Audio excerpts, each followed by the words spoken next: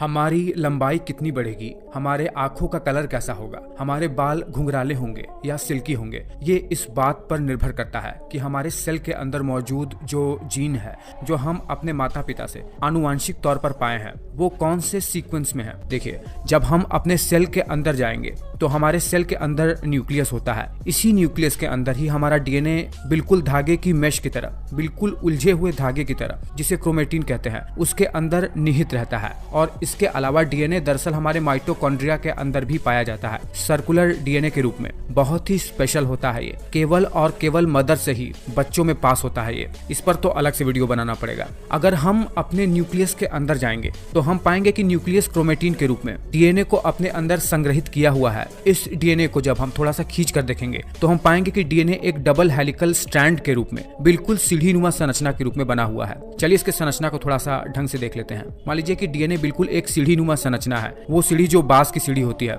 Generally हमारे देश में कई जगह पर आपने उसे देखा होगा। इस सीढ़ी का ये जो दोनों बांस वाला साइड है, मान लीजिए डीएनए का स्ट्रैंड है। वो डीएनए का ये स्ट्रैंड बना हुआ होता है फॉस्फेट और शुगर के मॉलिक्यूल से, इसीलिए इसे फॉस्फेट शुगर बैकबोन कहा जाता है डीएनए का। और ये जो आप बिल्कुल डीएनए के स्ट्रैंड के बीच में डंडेनुमा जो संरचना देख रहे हैं, जो बिल्कुल बांस वाली सीढ़ी के स्टेप की तरह संरचना बना हुआ है, वो नाइट्रोजनस बेस के मॉलिक्यूल से बनी हुई संरचना है। ओवरऑल बात करें तो डीएनए 3 तत्वों से मिलकर बना हुआ होता है, फॉस्फेट, पेंटोज शुगर जिसे डीऑक्सीराइबोस के नाम से जानते हैं, और नाइट्रोजनस बेस। इसमें जो नाइट्रोजनस बेस है वो 2 प्रकार का होता है, प्यूरीन और पायरिमिडीन। प्यूरीन में 2 मॉलिक्यूल आते हैं, एडेनिन और गुआनिन, और पायरिमिडीन में थाइमिन और साइटोसिन नाम के 2 मॉलिक्यूल होते हैं। जब यही नाइट्रोजनस बेस और शुगर के मॉलिक्यूल आपस में जुड़ जाते हैं तो इसे न्यूक्लियोसाइड कहते हैं। और जब यही न्यूक्लियोसाइड फॉस्फेट ग्रुप से आकर जुड़ जाता है तो ये न्यूक्लियोटाइड मॉलिक्यूल बनाता है। और जब यही न्यूक्लियोटाइड के 13 या उससे ज्यादा मॉलिक्यूल आपस में कोवैलेंटली बॉन्ड से जुड़ जाते हैं तो डीएनए का निर्माण होता है। इसमें कैच ये है कि इसमें जो नाइट्रोजनस बेस है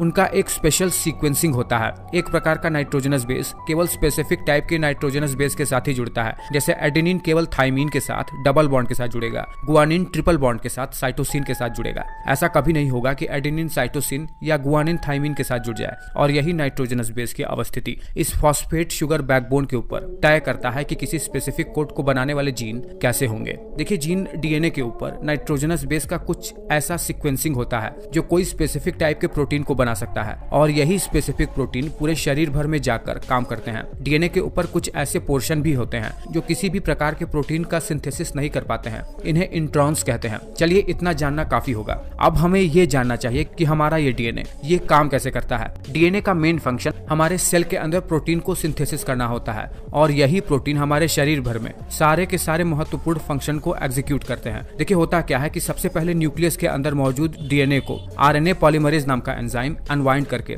इसी डीएनए के कोडिंग की सहायता से एक मैसेंजर आरएनए का निर्माण करता है। इस प्रोसेस को ट्रांसक्रिप्शन कहते हैं। और ये आरएनए पॉलीमरेज दरअसल डीएनए पर मौजूद नाइट्रोजनस बेसिस को रीड करके उन्हीं के अकॉर्डिंग बेसिस को पेयर करके मैसेंजर आरएनए का निर्माण करते हैं। जब हम आरएनए पढ़ेंगे तो हम सभी प्रकार के आरएनए को भी जानेंगे। यही एमआरएनए जब न्यूक्लियस से बाहर निकलता है तो राइबोसोम के 2 सब यूनिट इन्हीं एमआरएनए के ऊपर और नीचे की ओर से इसे ढक लेते हैं और इसको रीड करना शुरू कर देते हैं। सेल के साइटोप्लाज्म में मौजूद अमीनो एसिड जो भोजन के पचने के बाद हमें मिला है, अब ट्रांसफर आरएनए के सहायता से राइबोसोम द्वारा रीड होने लगते हैं और एक निश्चित अरेंजमेंट में व्यवस्थित होने लगते हैं, जिससे ट्रांसलेशन का प्रोसेस कहते हैं। हम ट्रांसफर आरएनए के बारे में भी जानेंगे अगले वीडियो में, लेकिन चलिए फिलहाल अभी इस प्रोसेस पर आते हैं। जब अमीनो एसिड एक निश्चित अरेंजमेंट में व्यवस्थित हो जाते हैं तो ये एक स्पेशल किस्म के प्रोटीन को बना लेते हैं। यही प्रोटीन हमारे शरीर में स्किन को कलर दे सकता है।